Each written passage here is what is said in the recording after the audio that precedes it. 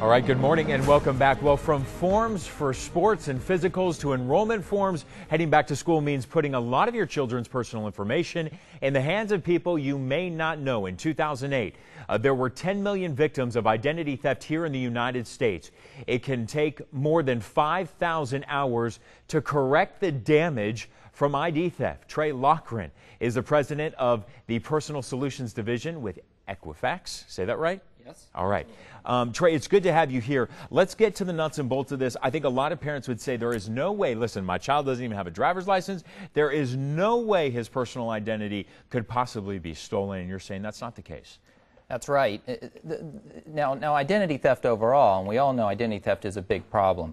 FTC, for 12 years in a row, it's been the #1 consumer complaint for the Federal Trade Commission.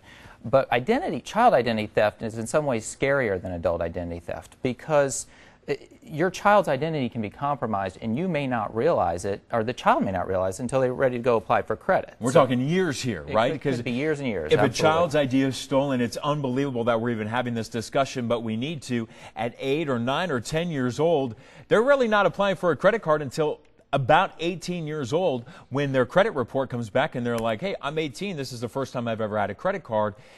Let's say someone's card or their ID has been stolen. What do you do? And they're just a child.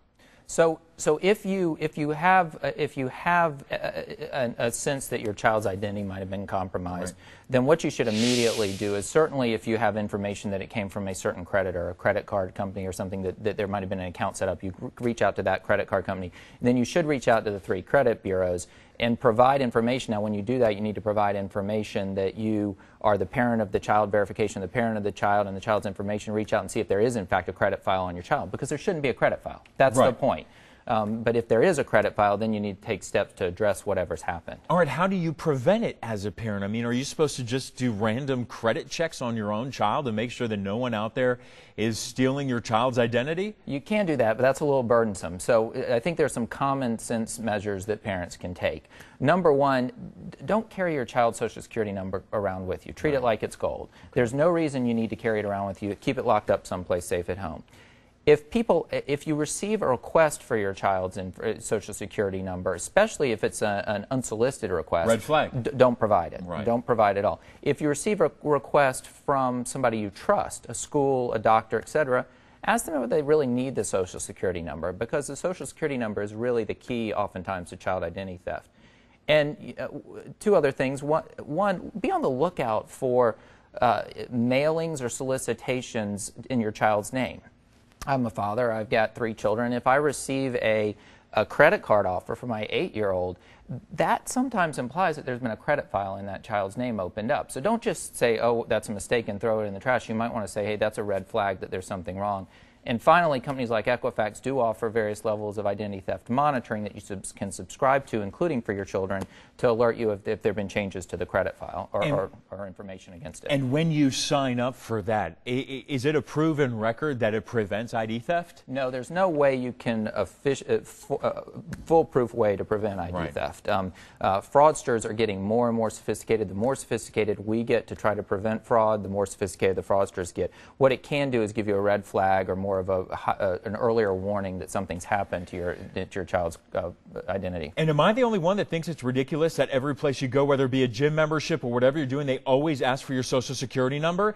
I mean, to me, it's almost like, why don't you just have it on your driver's license? That's a good point. I was actually, before I was here this morning, I was meeting with somebody, and I looked at a form, and it said please give me your wife and your children's Social Security numbers. Right. And I said, well, you don't need that, but it is something that you as a parent have the People right. People just use it as an ID number, almost, when you're doing for business, as if it's not something sacred or if it's not something important anymore. Absolutely, absolutely. It's just incredible, and it is good to have somebody out there kind of, looking out for your back so that you're not having to spend 5,000 hours and a lot of money to have your credit undone. I've heard the horror stories before, Yep. Someone's credits and their ID has been stolen, and it just takes years to get it back, especially if you're going to buy a home or buy a car or do something else. You can, yes. Trey Loughran, I really appreciate you coming on here with Equifax. Appreciate your time. Thank you, Brandon. All right, stay with us. We'll be right back to wrap up the show.